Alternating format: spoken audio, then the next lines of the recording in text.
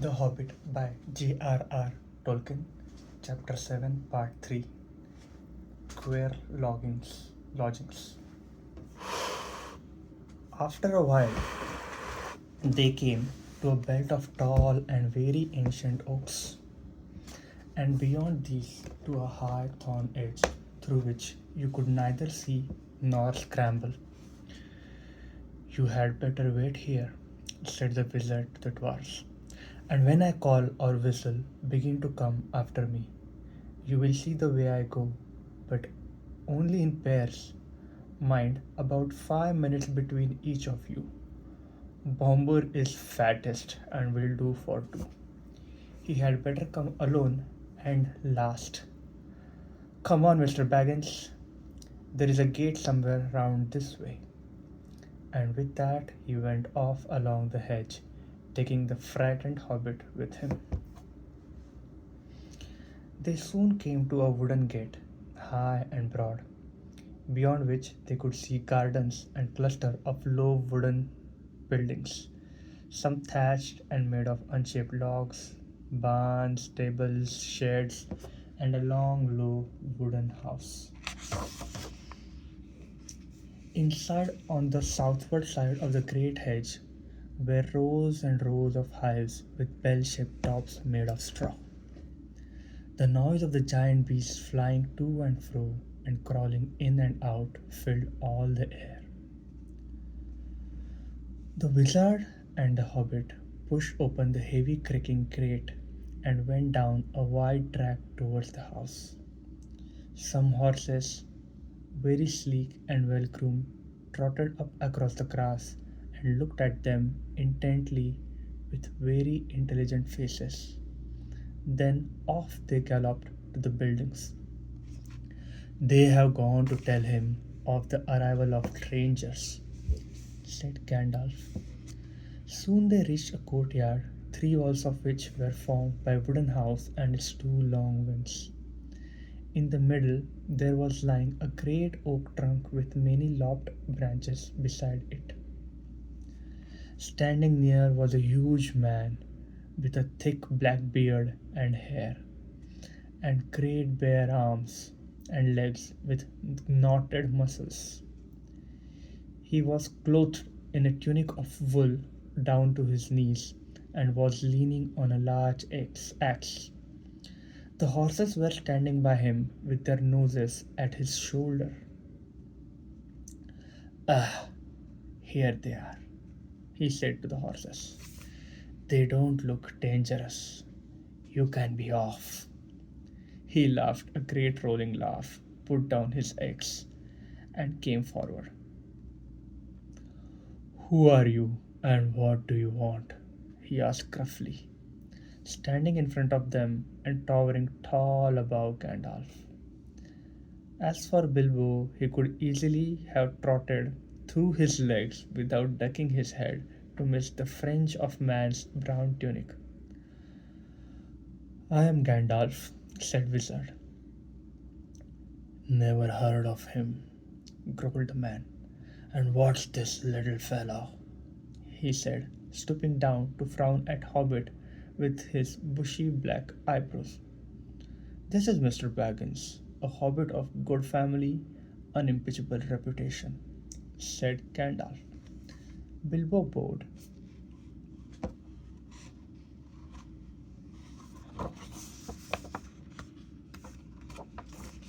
He had no hat to take off and was painfully conscious of his many missing buttons. I am a wizard, continued Gandalf. I have heard of you. If you have not heard of me, but perhaps you have heard of my good cousin Radagast, who lives near the southern borders of Mirkwood?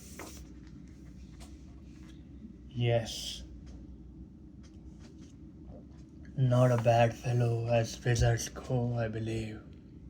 I used to see him now and again, said Bjorn. Well, now I know who you are, or who you say you are. What do you want?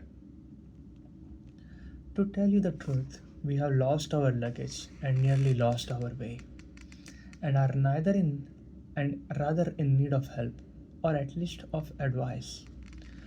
I may say we have had rather a bad time with goblins in mountains. Goblins? Said the big man less gruffly. Oh ho, so you have been having trouble with them, have you? What did you go near them for? We did not mean to. They surprised us at night in a pass which we had to cross. We were coming out of the lands over west into these countries. It is a long tale.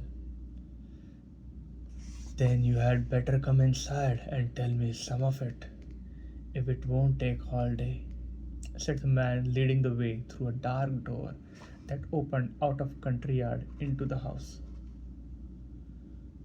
Following him, they found themselves in a wide hall with a fireplace in the middle. Though it was a summer and there was a wood fire burning and smoke was rising to the blackened rafters in the search of way out through an opening in the roof. They passed through this dim hall lit only by the fire and the hole above it, and came through another smaller door into a sort of veranda propped up wooden post made in single tree trunks. It faced south and was still warm and filled with the light of westerning sun which slanted into it and fell golden on the garden full of flowers that came right up to the steps. Here they sat on wooden benches while Gandalf began his tale and Bilbo swung his dangling legs and looked at the flowers in the garden, wondering what their names could be, as he had never seen half of them before. This is the drawing of the lodge. I was coming over the mountains with a friend or two, said Wizard. Or two? I can only see one, and a little one at that, said Bjorn. Well, to tell you the truth, I did not like to bother you with a lot of us until I found out if you were busy. I will give a call if I may.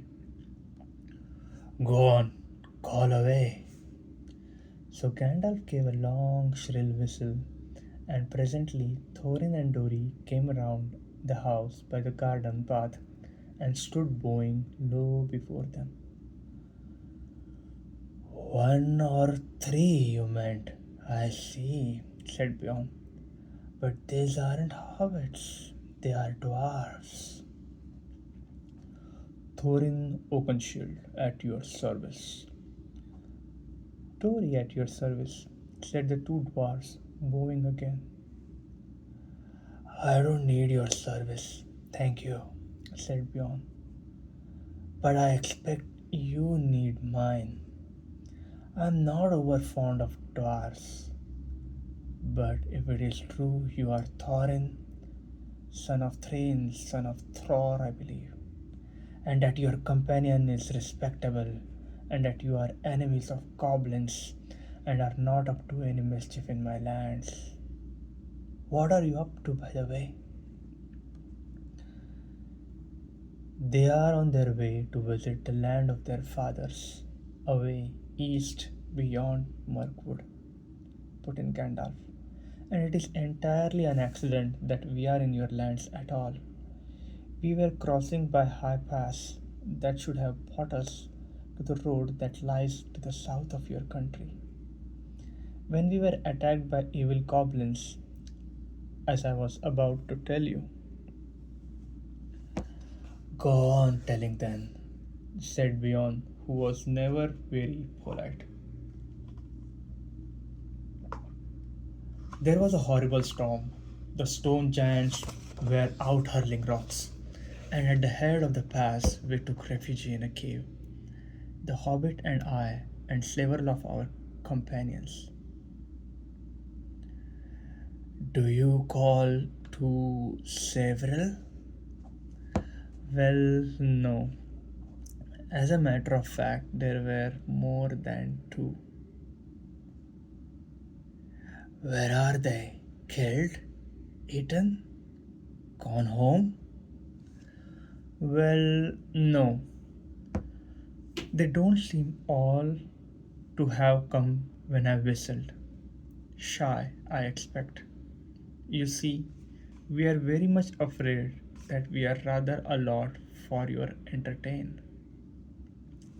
Gone. Whistle again. I am in for a party, it seems, and one or two more won't make much difference. Growled Bjorn. Gandalf whistled again, but Nori and Uri were there almost before he had stopped. For, if you remember, Gandalf had told them to come in pairs every 5 minutes. Hello, said Bjorn. You came pretty quick. Where were you hiding? Come on, might check in the boxes. Nori at your service. Ori at, they began, but Bjorn interrupted them. Thank you. When I want your help, I'll ask for it. Sit down, and let's get on with this tale, or it will be supper time before it is ended. As soon as we were asleep, went on Gandalf, a crack at the back of cave opened. Goblins came out and grabbed the hobbit and the dwarves and our troop of ponies. Troop of ponies? What were you, a traveling circus? Or were you carrying lots of goods? Or do you always call six a troop? No. As a matter of fact, there were more than six ponies, for there were more than six of us. And well, here are two more. Just at that moment, Balin and Dwalin appeared and bowed so low that their beards swept the stone floor. The big man was frowning at first, but they did their very best to be frightfully polite and kept on nodding and bending and bowing and waving their hoods before their knees in proper dwarf fashion till he stopped frowning and burst into chuckling laugh. They looked so comical. Trup was right, he said. A fine comic one. Come in, my merry men, and what are your names? I don't want your service just now, only your names. And then sit down and stop wagging.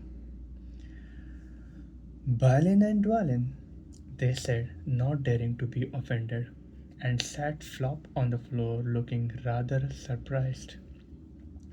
Now go on again, said Bron to the wizard. Where was I? Oh, yes. I was not grabbed. I killed a goblin or two with a flash. Good, growled Bron. It is some good being a wizard then. And slipped inside a crack before it closed. I followed down into the main hall, which was crowded with goblins. The great goblin was there with 30 or 40 armed guards. I thought to myself, even if they were not at all chained together, what can a dozen do against so many? A dozen? That's the first time I have heard eight called a dozen. Or have you still got some more jacks that haven't yet come out of their boxes? Well, yes. There seem to be a couple more here now, Philly and Killy, I believe, said Gandalf as the two now appeared and stood smiling and bowing. That's enough, said Bjorn. Sit down and be quiet. Now go on, Gandalf. So Gandalf went on with the tale until he came to the fight in the dark, the discovery of Lower Gate, and their horror when they found that Mr. Baggins had been mislaid. We counted ourselves and found that there was no hobbit. There were only 14 of us left. 14? That's the first time I have heard one from 10 leave 14. You mean 9, or else you haven't told me yet all the names of your party. Well, of course you haven't seen Oin and Gloin yet, And plus me, here they are. I hope you will forgive them for bothering you. Ah, let them come. Hurry up. Come along, you two, and sit down. But look here, Gandalf. Even now, we have only got yourself and 12 dwarfs, and a hobbit that was lost. That only makes 11 plus 1 misled, and not 14, unless wizards count differently to other people. But now, please get on with your tale. Beyond did not show it more than he could help, but really he had begun to get very interested. You see, in the old days he had known the very part of the mountains that Gandalf was describing. He nodded and he growled. When he heard of the hobbits' reappearance, and of their scramble down the stone slide, and of the wolf ring in the woods. When Gandalf came to their climbing into trees with the wolves all underneath, he got up and strode about and muttered, I wish I had been there. I would have given them more than fireworks. Well, said Gandalf, very glad to see that their tale was making good impression. I did the best I could. There we were, with wolves going mad underneath us, and the forest beginning to blaze in places. When the goblins came down from hills and discovered us, they yelled with delight and sang songs making fun of us. 15 birds in the fire trees. Good heavens, growled Bjorn. Don't pretend that goblins can't count. They can. 12 isn't 15, and they know it. And so do it. There were Bifur and Bofer as well, and I haven't ventured to introduce them before, but here they are. In came Bifur and Bofer. And me, gasped Bomber, puffing up behind. He was fat and also angry at being left till last. He refused to wait 5 minutes and followed immediately after the other two. Well, now there are 15 of you, and since goblins can count, I suppose that is all that there were up the trees. Now, perhaps we can finish this story without any more interruptions. Mr. Baggins saw then how clever Gandalf had been. The interruptions had really made Bjorn more interested in the story, and the story had kept him from sending the dwarfs off at once like suspicious beggars. He never invited people into his house if he could help it. He had very few friends, and they lived a good way away, and he never invited more than a couple of these to his house at a time. Now he had got 15 strangers sitting in his porch. By the time Wizard had finished his tale and had told of the eagle's rescue and of how they had all been brought to the Karok, the sun had fallen behind the peaks of the misty mountains, and shadows were long in Beyond's garden. A very good tale, said he. The best I have heard for a long while. If all beggars could tell such a good one, they might find me kinder. You may be making it all up, of course, but you deserve a supper for the story all the same. Let's have something to eat. Yes, please, they all said together. Thank you very much. Inside the hall it was now quite dark. Beyond clapped his hands, and in trotted 4 beautiful white ponies and several large long bodied grey dogs. Beyond said something to them in a queer language, like animal noises turned into talk. They went out again and soon came back, carrying torches in their mouths, which they lit at a fire and stuck in low brackets on the pillars of the hall about the central hearth. The dogs could stand on their hind legs when they wished and carry things with their 4 feet.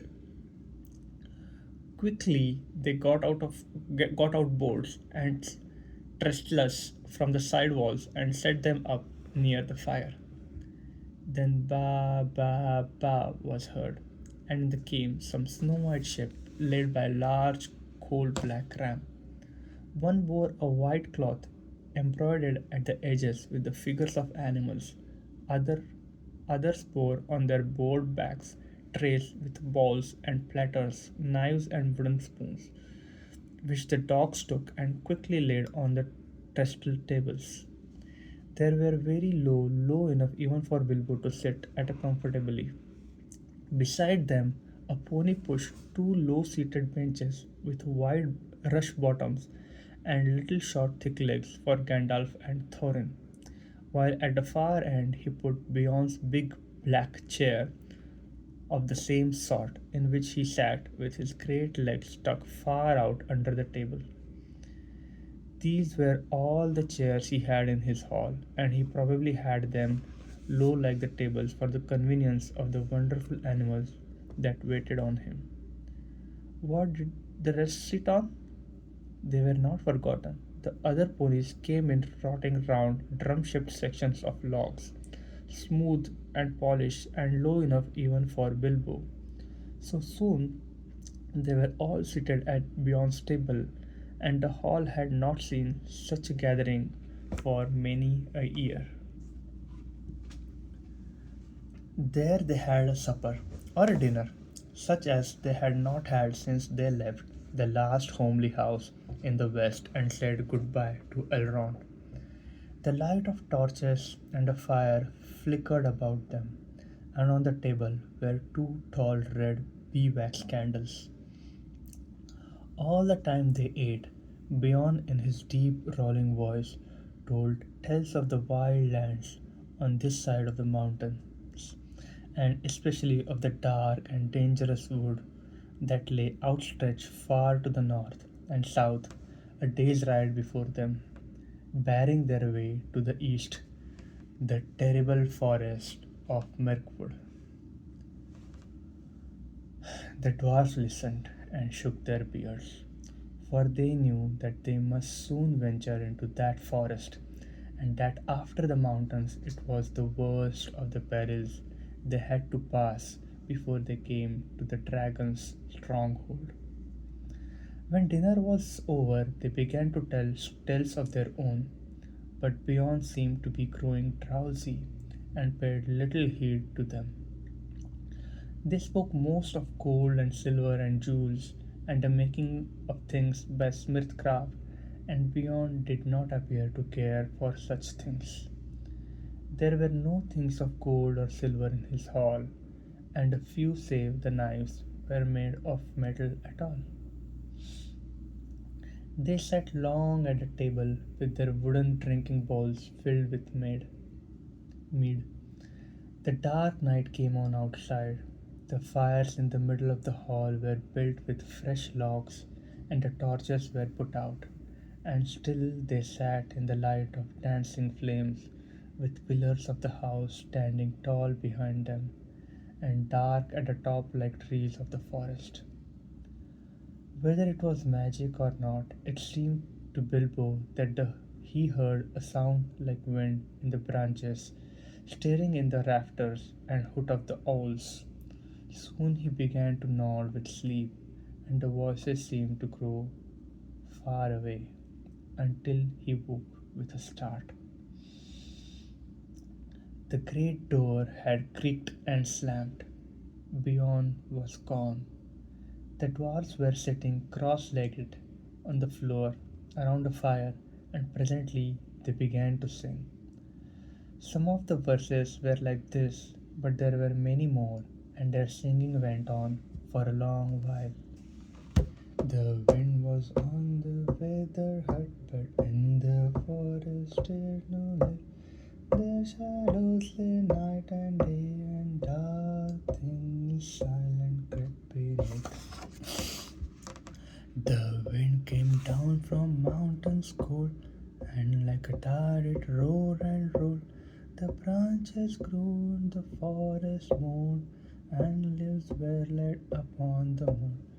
The wind went on from west to west, all movement in the forest is.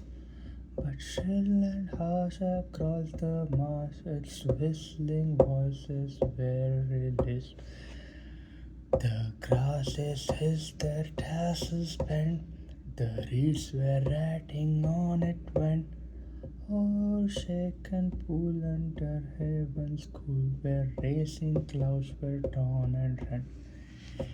It passed the lonely mountains bare and swept above the dragon's lair. Their back and darkly boulder star and flying smoke was in the air.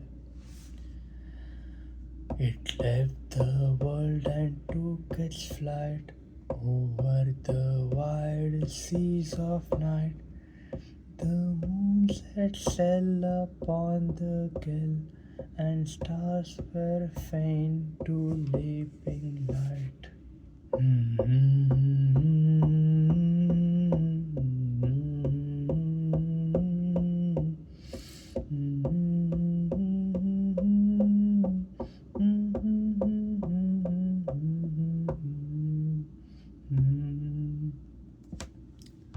Bilbo began to nod again. Suddenly up stood Gandalf. "It is time for us to sleep," he said. "For us, but not, I think, for Bjorn. In this hall we can rest sound and safe. But I warn you all not to forget what Bjorn said before he left us. You must not stray outside until the sun is up, on your peril." Bilbo found that beds had already been laid at the side of the hall, on a sort of raised platform between the pillars and the outer wall. For him there was a little mattress of straw and woolen blankets. He snuggled into them very gladly, summer-time though it was. The fire burned low and he fell asleep. Yet in the night he woke. The fire had now sunk to a few embers. The dwarfs and Gandalfs were all asleep, to judge by their breathing. A splash of white on the floor came from High Moon, which was peering down through the smoke hole in the roof. There was growling sound outside, and a noise as of some great animal scuffling at the door. Bilbo wondered what it was, and whether it could be Bjorn in enchanted shape, and if he would come in as a bear and kill them. He dived under the blankets and hid his head, and fell asleep again at last, in spite of his fears.